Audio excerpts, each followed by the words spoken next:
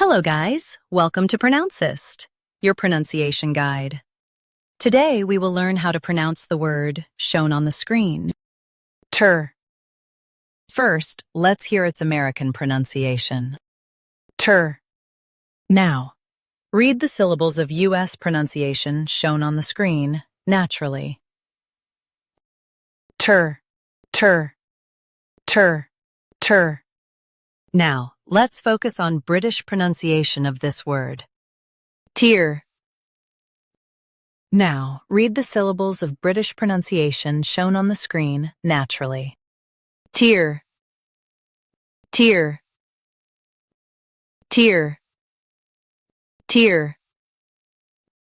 In US, say tur.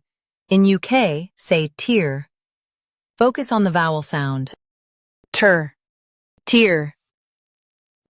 Practice repeatedly and you'll soon be able to say this word perfectly. The best way to practice is to repeat the syllable multiple times. The meaning of the word is to rip or damage.